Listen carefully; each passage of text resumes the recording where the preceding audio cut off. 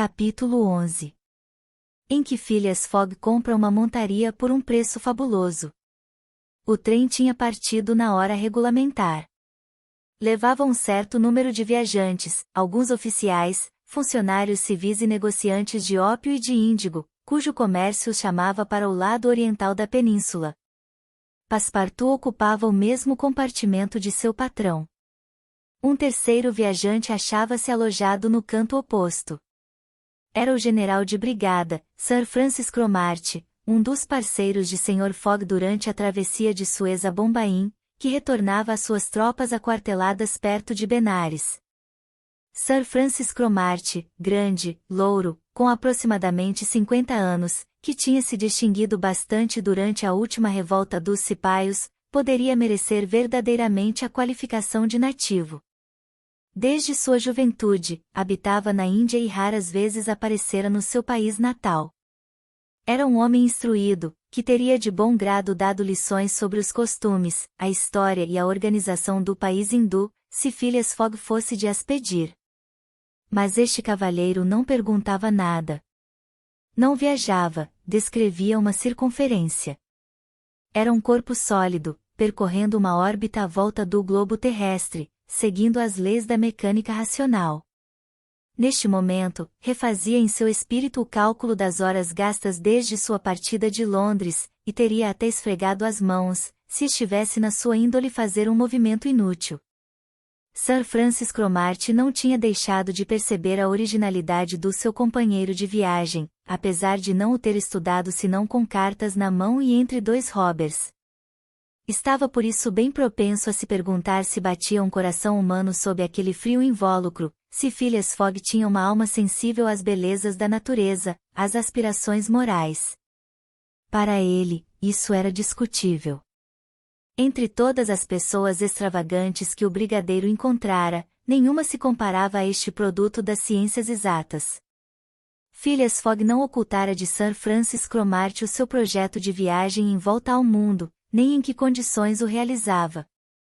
O general de brigada não viu nesta aposta senão uma excentricidade sem finalidade útil e à qual faltava necessariamente a questão beneficente que deve guiar todo homem razoável. Pelo passo em que caminhava o bizarro cavalheiro, passaria evidentemente pela vida sem nada fazer, nem por si, nem pelos outros. Uma hora após ter deixado Bombaim, o trem, transpondo os viadutos, havia atravessado a ilha Salsette e corria sobre o continente. Na estação de Kalian, deixou à direita o ramal que, por Kandala e Poona, desce para o sudeste da Índia, e chegou à estação de Palvel. Neste ponto, embrenhou-se nas montanhas muito ramificadas dos Ghats ocidentais, cadeias formadas de basalto, cujos cumes mais elevados estão cobertos por espessas florestas. De vez em quando Sir Francis Cromarty e Phileas Fogg trocavam algumas palavras, e, neste momento, o general de brigada, reatando o fio da conversação que muitas vezes se quebrava, disse: Há alguns anos, Sr. Fogg, teria tido nestas paragens uma demora que de certo lhe teria comprometido o itinerário. Por quê, Sir Francis? Porque a estrada de ferro terminava no sopé destas montanhas, que era preciso atravessar de navio a vapor ou no dorso de pôneis até a estação de Kandala, situada na vertente oposta. Essa demora não teria de forma alguma prejudicado a economia do meu programa, respondeu Sr. Fogg. Não deixei de prever a eventualidade de certos obstáculos. Entretanto, Sr. Fogg, retomou o general de brigada, correu um risco enorme de ter uma grande dificuldade nos braços com a aventura deste rapaz. Passepartout, os pés embrulhados na sua manta de viagem, dormia profundamente e nem sequer sonhava que falavam dele. O governo inglês é extremamente severo e com razão com este gênero de delito, retomou Sir Francis Cromarty. Ele faz questão que se respeite os costumes religiosos dos hindus, e se o seu criado tivesse sido preso. Bem, se tivesse sido preso, Sir Francis, respondeu Sr. Fogg, teria sido condenado, teria cumprido sua pena, e depois teria voltado tranquilamente para a Europa. Não vejo em que este caso teria podido retardar seu patrão. E neste ponto a conversação interrompeu-se novamente. Durante a noite o trem transpôs os gates, passou para Nassik, e no dia seguinte, 21 de outubro, lançou-se através de uma região relativamente plana, formada pelo território de Candeish. A campina, bem cultivada, estava semeada de aldeias, sobre as quais o Torres do Pagode substituiu o campanário da Igreja Europeia. Numerosos riachos, a maioria afluentes ou subafluentes do Godavari, irrigavam esta região fértil. Passepartout, acordado, contemplava, e não podia acreditar que atravessava o país dos hindus num trem da grande ferrovia insular. Parecia-lhe inverossímil. E contudo, nada mais real. A locomotiva, dirigida pelo braço de um maquinista inglês e aquecida com carvão inglês, lançava sua fumaça sobre as plantações de algodão, de café, de noz moscada, de cravo e de pimenta. O vapor se contorcia em espirais ao redor de grupos de palmeiras, por entre os quais apareciam pitorescos bangalôs, alguns viharis, espécie de monastérios abandonados, e templos maravilhosos que enriqueciam a inigualável ornamentação da arquitetura indiana.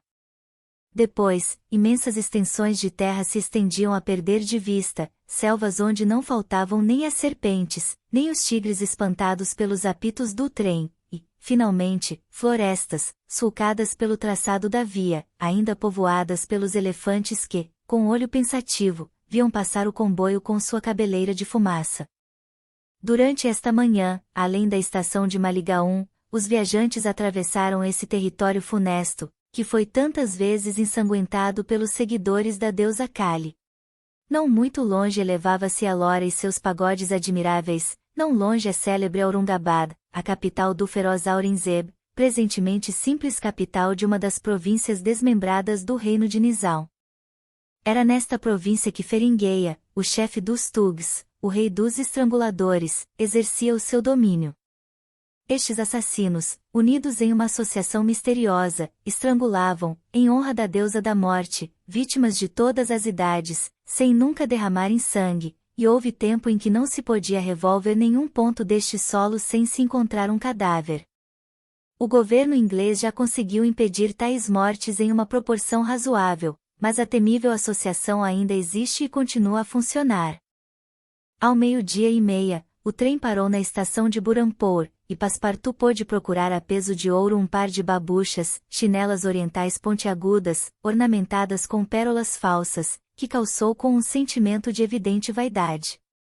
Os viajantes almoçaram rapidamente, e tornaram a partir para a estação de Assurgur, depois de terem por instantes costeado a margem do Tapti, pequeno rio que se vai lançar no Golfo de Cambay, perto de Surat. É oportuno dar a conhecer que pensamentos ocupavam então o espírito de Passepartout. Até sua chegada a Bombaim, tinha acreditado e pudera crer que ficariam por ali. Mas agora, desde que corria a todo o vapor através da Índia, uma reviravolta se dera em seu espírito. Sua natureza lhe retornava a galope.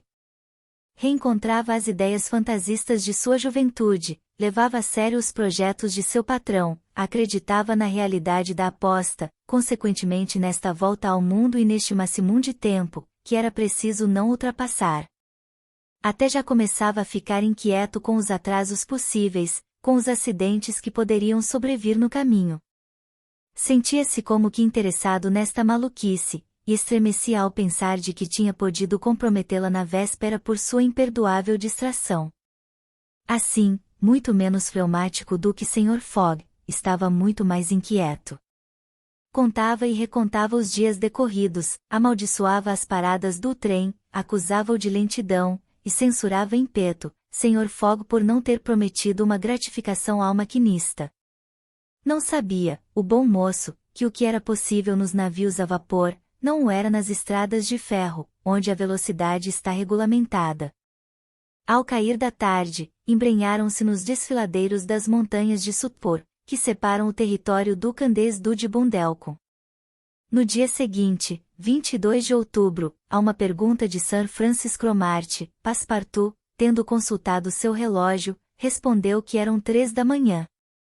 E, com efeito, este famoso relógio, sempre regulado pelo meridiano de Greenwich, que ficava quase a 77 graus a oeste, deveria estar atrasado, e efetivamente estava atrasado 4 horas. Sir Francis retificou, portanto, a hora dada por Passepartout, ao qual fez a mesma observação que este já tinha recebido de Fix. Tentou fazê-lo compreender que deveria acertar o relógio a cada novo meridiano, e que, como caminhavam constantemente para leste, isto é, à frente do sol, os dias eram mais curtos na razão de tantas vezes, 4 minutos quanto os graus percorridos. Foi inútil.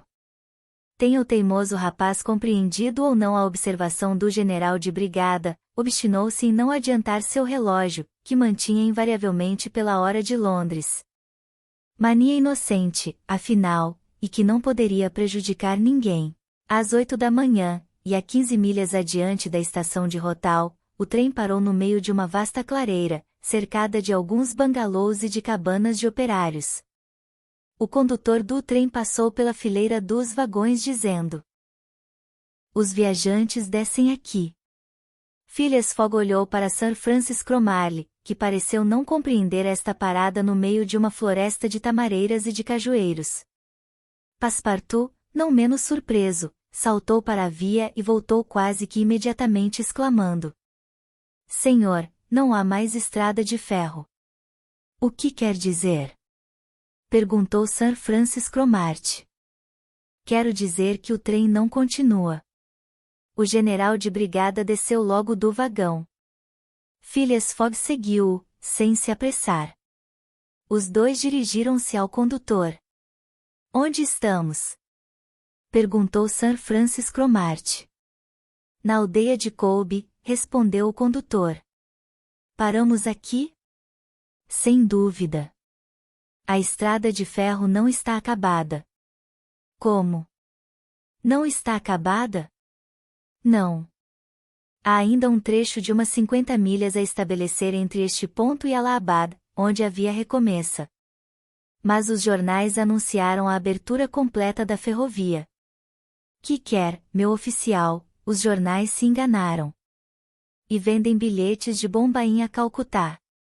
replicou Sir Francis Cromarty, que começava a se esquentar.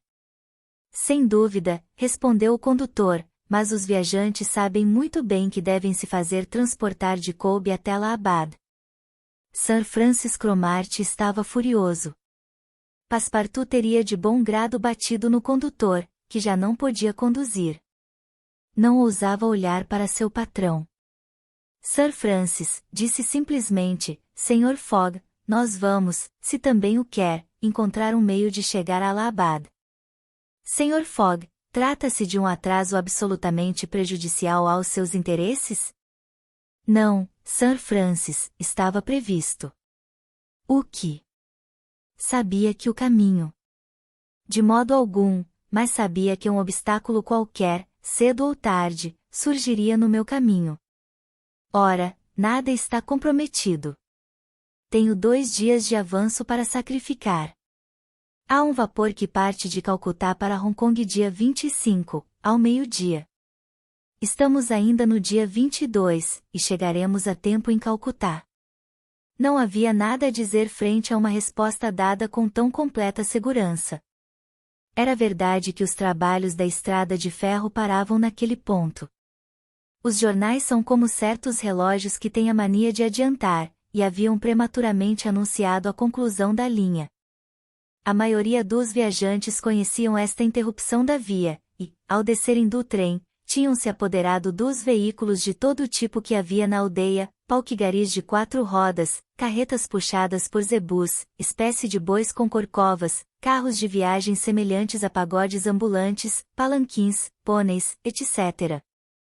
Por isso, Sr. Fogg e Sir Francis Cromarty, depois de procurarem por toda a aldeia, voltaram sem nada ter achado.